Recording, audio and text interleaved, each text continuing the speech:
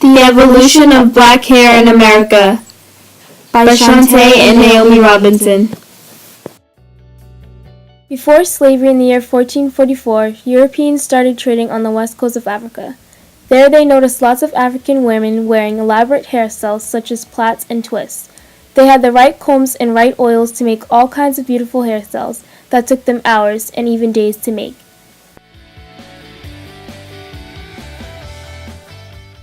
Once the first slaves are brought to Virginia, African culture starts to disappear.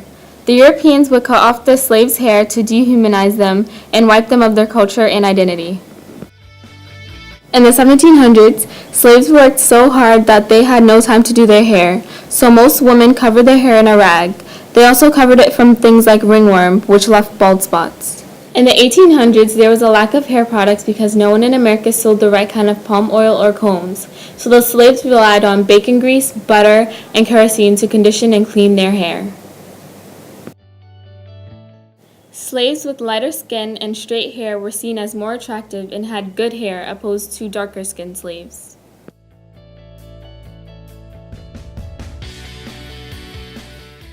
In 1865, slavery ends, but good hair starts to influence black women to style their hair like white women, as it becomes necessary for them to enter certain schools, churches, and businesses.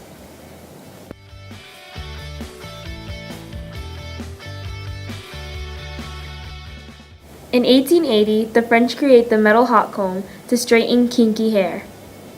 In the 1900s, Madam C.J. Walker develops hair care products for black hair that popularizes the press and curl style. She becomes the first African-American female self-made millionaire. In 1954, George E. Johnson develops the Johnson Products Empire with ultra-wave hair care culture, which is a permanent hair straightener for men. Soon after, a woman's version of the relaxer is made.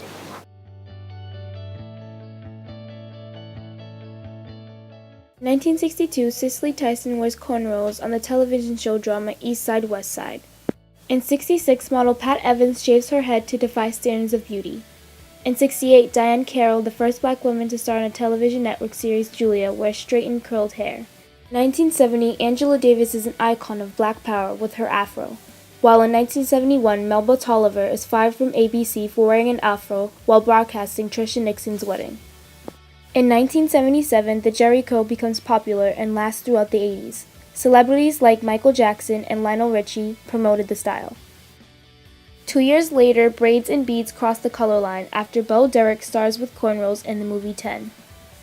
In 1988, Spike Lee exposes the good versus bad hair, light skin versus dark skin controversy throughout the African American culture in his movie School Days.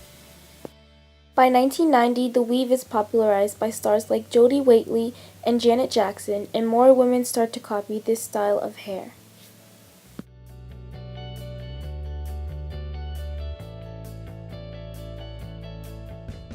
By 2001, there are a variety of hairstyles for black women to choose from, including relaxers, press and curls, natural twists, braids, and dreadlocks.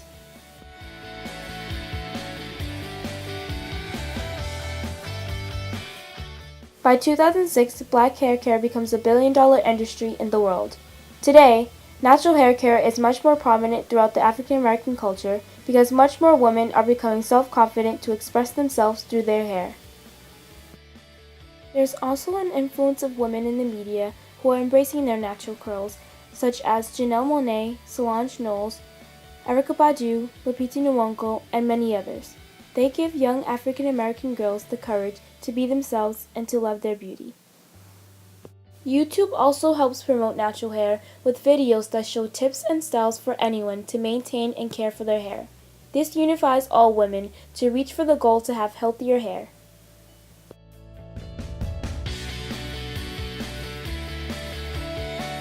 Okay, good hair is not like super duper straightened and not like totally fake and like basically natural and like volumized and pretty but also soft at the same time. Good hair is healthy, good hair is full. It doesn't have to have length, but it needs to be detangleable, you know. Not dirty. Clean. As long as it's clean, it's good hair.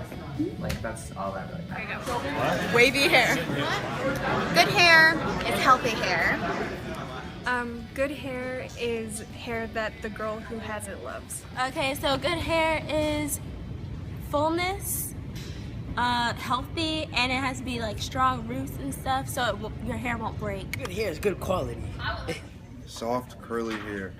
I think all hair is beautiful, but I would prefer to have versatile hair. Like my hair, I like that I can wear it curly and straight. Big and luscious. Okay, so good hair to me, honestly, I don't think there is a such thing as good hair. Anyone can really have good hair if there was being. I mean, if you're, it could be healthy hair. It doesn't really mean long hair, but there really is no such thing as good hair. I mean, people have nice hair, nice hairstyles. Every texture of hair is different, so there really is no such thing as good hair. I think just like clean hair and be yourself, be unique. My opinion of good hair is hair that is manageable.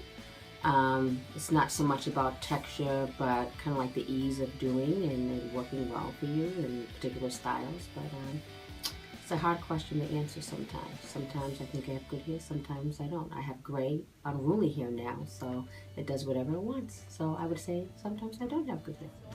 Good hair is what the girl enjoys wearing. It's what looks best on her, and it's healthy. Any type of hair, it doesn't matter what it is, as long as it's natural. That's all I really care about, if it's your own hair. Alright, none of that nappy headed, no tracks, none of your hair falling out, no patting your weave and all that. We don't want none of that, right, Mr. M? None of that. We want straight hair, all pretty and everything, so I could just rub on it, feel through it, smooth, nice, everything. I really think good hair is just natural. However you want it to be. It could be curly, straight, just natural. That's it. Okay, for good like black hair, it just needs to be really healthy, really nice, and just strong and full, and just a lot going on with it. But anyway, I don't know, I think curly hair is beautiful, straight hair is really pretty. I think it all depends on the person and how the hair suits them, whether it's curly hair or straight hair. So yeah. I think good hair is something that makes somebody happy, like they love their own hair, like they love my hair. Good hair to anybody, it depends on the perspective of who's thinking about it. Good hair to someone who's white, maybe thinking like their hair is being straight every day, or good hair to a black person, maybe not having their hair all nappy. But to me, good hair is your own hair and just being you. Good hair is whatever looks good on a person. If your hair is nappy, if your hair is straight, if your hair is curly, whatever it is, it's all good hair.